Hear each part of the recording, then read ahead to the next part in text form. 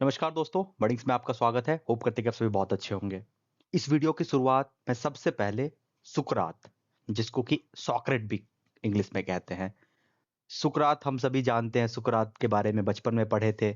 उस समय नहीं जान पाते थे, बट जब बड़े हुए और उनके बारे में मैंने पढ़ा तो बहुत सारी चीज़ें समझ में आई, बहुत सारी उनकी बातें समझ में आई। उनका एक स्टेटमेंट जो है वो मैं अपने वीडियो की स्टार्टिंग में वो करना चाहता हूँ, उसको प्लेस करना चाहता हूँ, फिर हम आगे बात करेंगे। उन्होंने कहा था कि weak minds discuss people, average mind discuss events and strong mind discuss idea. ये उनका लिखा हुआ बात है। इसको मैं अभी समझा रहा हूँ क्या कह रहा है।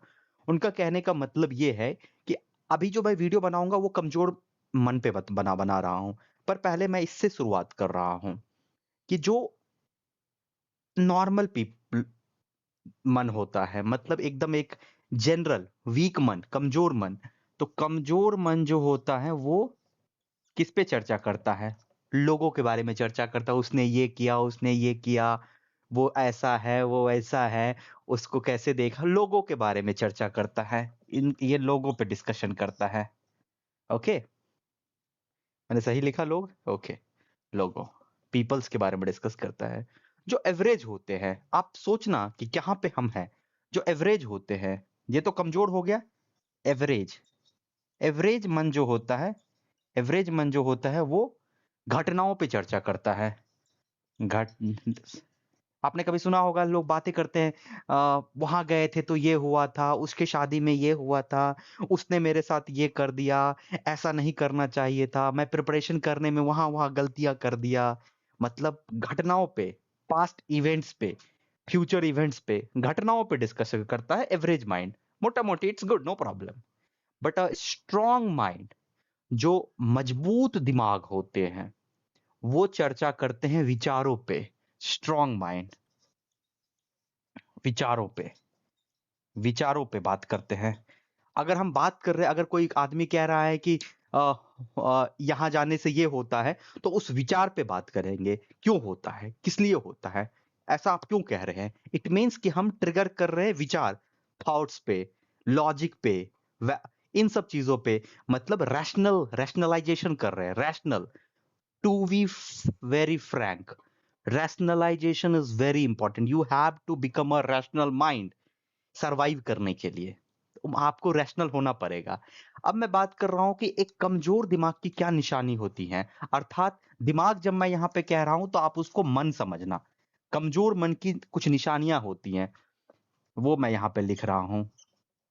कमजोर मन की निशानियां, सबसे पहले एक चीज याद रखना कि कोई अगर ये कहता है कि मेरा मन कमजोर नहीं है, तो वो झूठ बोल रहा है, या तो वो एकदम इमोशनल लेस इंसान है। मेरा भी मन कमजोर है, हम सबका मन कहीं ना कहीं कमजोर है। इसको मैं ऐसे समझा सकता हूं आपको कि हमारे पास वो होता है, हमारे पास अगर एक बॉल होता है, वो इलास्टिक वाला जो बॉल होता है, जिसको हम रबर रबर समझ लेते हैं। तो मन को एक रबर की तरह समझो कि वो कभी स्ट्रॉन्ग, कभी कमजोर, कभी कुछ। मतलब मन ना, वो एक एकदम एक लोहा नहीं है कि मतलब फिक्स रहेगा। कभी कमजोर, कभी स्ट्रॉन्ग, ऐसा होगा, ये कोई दिक्कत नहीं है। मैं बात कर रहा हूं एकदम कमजोर जिसका मन है, एकदम इमोशनल कमजोर, मतलब वीक माइंड की बात कर रहा हूं। उसका सबसे पहला निशानी क्या होता है, उस पे बात कर रहा हूं। सबसे पहला उसमें निशानी होता है सेल्फ डाउट। अगर खुद पे ही आपको डाउट है, अगर आपको खुद पे डाउट है, आप कमजोर मन के शिकार हो, आपका मन कमजोर है। हमको अपने ऊपर डाउट अगर होने लगा, हम ये कर रहे हैं इसमें डाउट है, ये खा रहे हैं इसमें डाउट है, बीटेक करने चले गए इसमें डाउट है, ये ब्रांच ले लिए इसमें डाउट हो गया, फ्यूचर में गवर्नमेंट जॉब करेंगे या प्राइवेट में जाए, डाउटफुल लाइफ। कमजोर दिमाग की पहली निशानी, डाउटफुल लाइफ। दूसरी, और उससे भी इंपॉर्टेंट जो निशानी होती है, इमोशनली इनस्टेबल होता है। Emotionally emotionally instable, emotionally instable. या इसको हम ऐसे कर सकते हैं कि आपको कभी भी कोई भी दुख दर्द दे देता है, इमोशनली आपको कभी भी कोई भी आपको परेशान कर देता है। आप कभी खुश हो रहे हैं, कभी दुखी हो रहे हैं। एक बड़ा अच्छा भगवत गीता में श्लोक है, मुझे याद आ गई।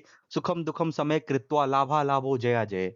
जिसको ना सुख, ना दुःख, ना लाभ, ना हानि, वो यौगिक मन होता है।